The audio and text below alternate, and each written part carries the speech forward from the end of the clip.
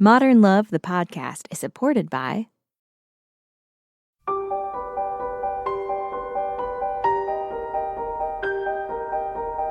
From the New York Times and WBUR Boston, this is Modern Love. Stories of love, loss, and redemption. I'm your host, Meghna Chakrabarty.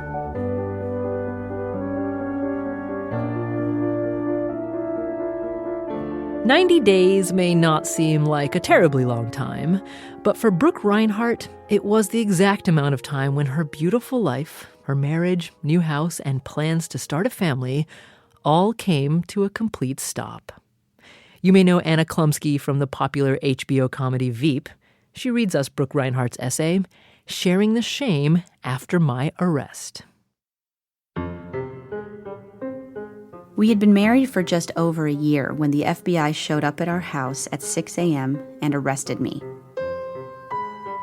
They arrested my husband, too, although at the time that seemed beside the point. A stickler for rules who had never even gotten a speeding ticket, I was handcuffed in my mismatched pajamas and hauled away. My teeth weren't even brushed. The charges against me, against us both, were wire fraud and conspiracy to commit mail fraud. In a state of shock, I began babbling to the FBI agents that I would never open mail that wasn't addressed to me. Never, ever. If only it were that simple. When the indictment was unsealed, I learned that my dear husband had, in the simplest terms, used my identity to embezzle tens of thousands of dollars from his workplace, among other crimes. His using my identity made it look as if I was involved. I wasn't. I appeared in a federal courtroom to plead not guilty. A newspaper photographer chased me down the street, trying to get a picture of my face. I handed over my passport to the court. I took drug tests, a process that almost made me laugh. What would show up, my Claritin? I was assigned a probation officer that I had to see every week. I took more drug tests. I wasn't allowed to leave the state unless the court approved. I died inside, day by day.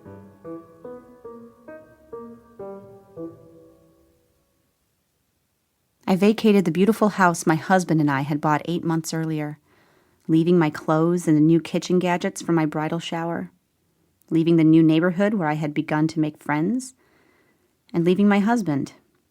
And I moved home. A 28-year-old going back to my parents' house while my personal life was plastered across the news.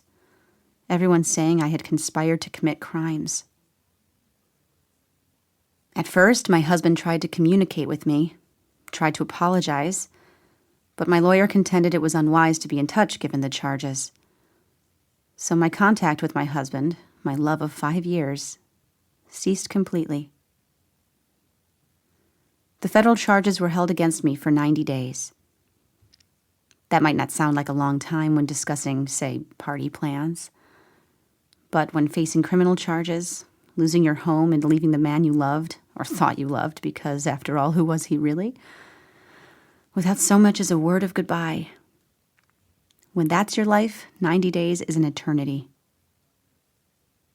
I decided to sleep on the couch at my parents' house. I was unable to go into my bedroom, where I had played with dolls, learned to paint my nails, and held slumber parties. It seemed like a sign of true regression and failure to sleep in my childhood bed at 28. So I slept on the couch. Introducing Magic Jack, the breakthrough device that makes your monthly phone bills disappear. The couch was perpendicular to the TV, so I could lie down and watch mindless programming all night. It was parallel to the matching love seat, a furniture set covered in stiff, green, outdated fabric. I slept on that couch for 90 nights, the full period I faced federal charges. And for those 90 nights, my mother slept on the love seat, her limbs hanging off at odd angles. I didn't ask her to sleep there. She just did. "We have so many beds in this house," my father said. "Why isn't anyone using them?" "Because Brooke can't," my mother answered. I mostly stopped eating. My mother mostly stopped eating. My father tried to encourage us to take a few bites at each meal. "We can't," my mother said. My days were spent in a dark haze. I fantasized about accidental death. While driving, I would think, how fast would I need to go to miss the turn and hit a tree? While walking upstairs, I would think, what if I were to trip and fall backwards? Might I hit my head and never wake up? I could barely see my mother during the night, even with the light from the TV, though she was only 10 feet away. Occasionally, I could hear her breathing or her movements as she adjusted an arm or a leg in her cramped quarters. I'd stare in her direction, wondering if she was staring back. I didn't sleep for more than 30 minutes at a time, my heart pounding. "Are you okay?" she'd whisper. "Are you okay?" I'd whisper back. It was our code. There was no real answer, but asking the question was enough. And the answer, the repeated question, at least meant that we were alive.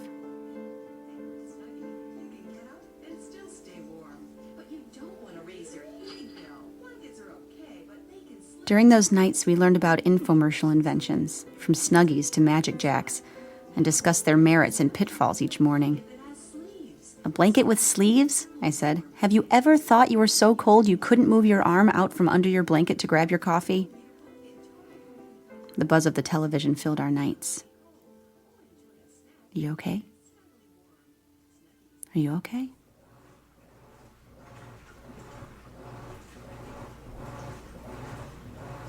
At her lowest point, my mother spent a full day on the laundry room floor, slumped against the washing machine, unable to move.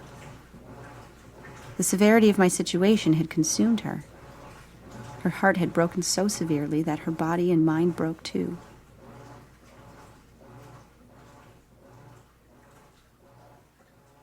I knew she needed help. So did I. I wasn't ready for help, though. I anticipated that someday, when this was over, my weeks would be filled with therapists and doctors, all trying to make me whole again. But not yet.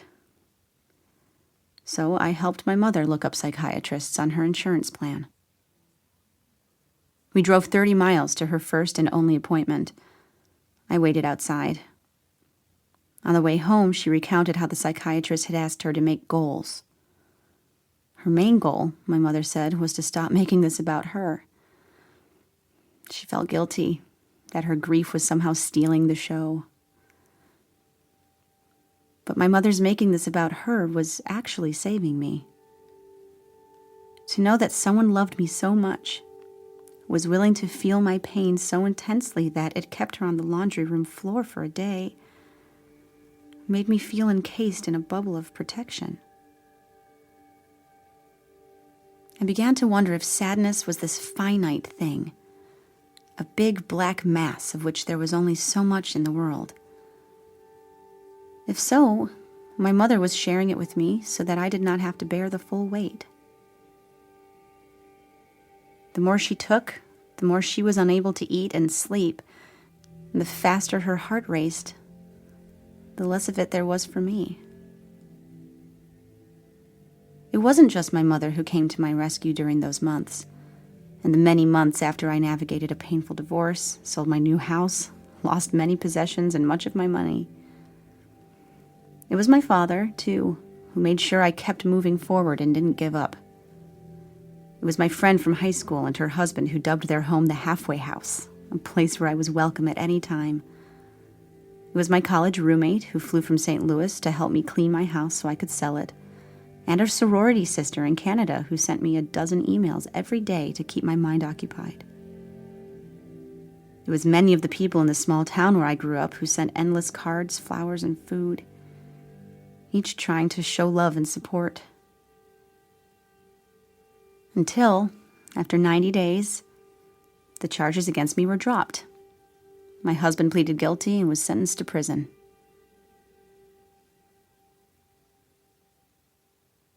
A few months later, I had a routine OB/GYN checkup. My doctor came into the room, glancing at my file. I hadn't seen her for more than a year.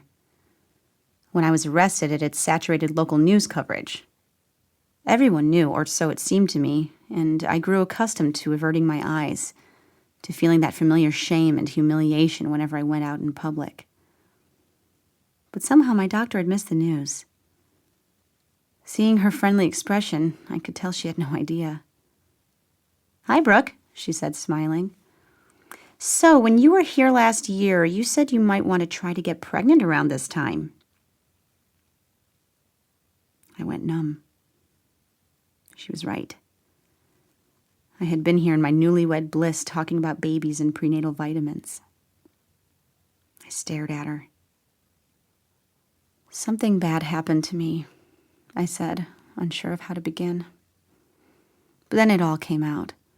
My arrest, my husband's deceit, the charges, the end of my marriage, the loss of my house, the whole harrowing ordeal. When I finished, her eyes were wet. "How have you survived this?" she asked. I thought for a second. While the charges were held against me, I slept on the couch in my parents' house. I spent 90 days on that couch. And my mom, she slept for 90 nights on the love seat. My doctor blinked, unable to hold back her tears. "What a mom," she said softly. "What a mom."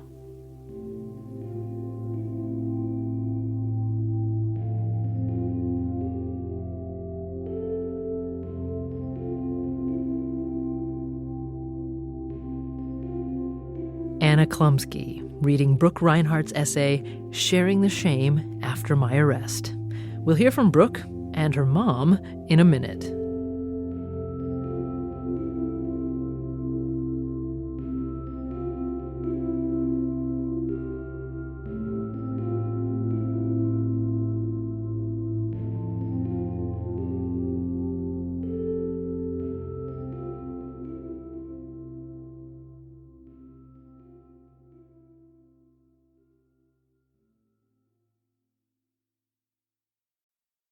We're back. It's Modern Love, the podcast. I'm Meghna Chakrabarti. Dan Jones, editor of Modern Love for the New York Times, says Brooke Reinhardt's essay is one of those that really asks an important question. What do we think is love? What is it really? And the love that really ends up rescuing her and sustaining her is her familial love and her mother and her father, and that is really the lifelong love for her.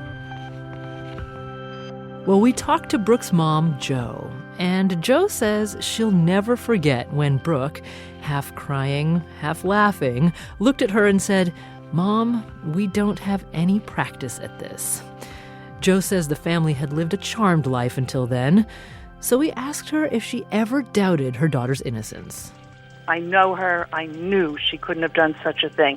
And when we got to court on that morning, she was sitting at this big, long table, and it was heartbreaking. And she turned around and said, kind of mouthed, "I didn't do it." And I half chuckled to myself like, well, I know that. I know you didn't do anything. Like, I just know it. I just knew it. So that was the beauty in this whole horrible situation, was having such faith and trust in your child. But weeks later, with no clear end in sight, Jo began to unravel. She said she regretted her own despair and pulling attention away from Brooke. Then she read the Modern Love essay. The story she wrote was such a love story to me, and I truly, I so greatly appreciate it. But it helped me understand that, and it got rid of a lot of my guilt, because I felt guilty. It was a terrible feeling as a mother. So then to read those lines, I thought, oh, maybe it did help her. She felt that I was carrying some of her pain, and maybe that did help. That's Jo Reinhardt, Brooke's mother. Next, we'll have an update from Brooke herself, and it's worth the wait.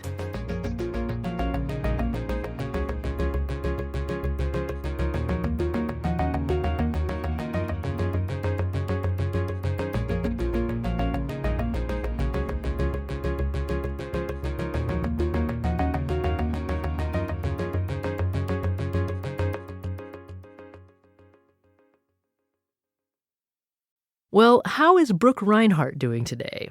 She joined us via Skype from her garage in Denver. So we're about 9 years later, and to say that I'm doing great would probably be an understatement. I'm doing better than fantastic. I reconnected with a guy that I knew back in high school from my hometown, and ended up dating him long distance for a little bit, and he moved out here a couple years later, and we actually just welcomed our first son 5 days ago. So now you know why Brooke had to duck into the garage to talk with us. Brooke says she never spoke to her ex-husband again and is firmly focused on the future. He, for the record, pleaded guilty to wire fraud charges and was sentenced to 15 months in prison. Looking back on her arrest, Brooke says the lessons she learned about a mother's unconditional love continue to resonate. I do feel like I got a taste of what motherhood was from being able to see it from the other side, because I was able to see so strongly just how much a mom would do for her child. And now I'm able to feel that, having my own little one. And again, it's so new, but I would do anything for him. And I know I would in the future. And I can even, now that I see what he looks like, I can kind of fast forward and see what he looks like as a toddler and what he'll look like when he goes to college. And I certainly would sleep on the couch or do anything that this little guy needs from me. Brooke Reinhardt. She now lives in Colorado and works for a public relations agency in New York City. Thanks again to Anna Chlumsky for reading this week's essay. Here's why she chose this piece. This essay really just encompassed all of the ways that love can both kind of bewitch us and then save us. And I think that many of us as daughters throughout our lives, when we're not as downtrodden as this author was, I think sometimes it's harder for us to accept that kind of love from our parents. It just felt so pure. Anna Chlumsky. You can see her now in season 6 of the HBO comedy Veep. Next week on Modern Love, Gideon Glick, Broadway star of the hit play Significant Other, tells us the story of one man's experience as a mom. On the doorman's stand was a flower arrangement topped by a clump of mylar balloons. Stapled to the cellophane, a big card yelled, "Happy Mother's Day, David!" Time stood still. I felt as if I were in a vacuum with no sound, movement, or feelings.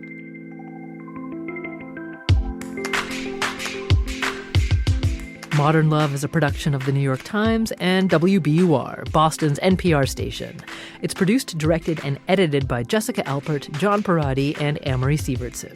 Extra help this week from producer Catherine Brewer. The idea for the Modern Love podcast was conceived by Lisa Tobin.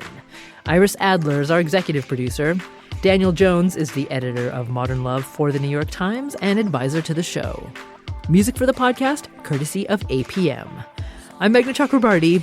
Happy Mother's Day, and see you next week.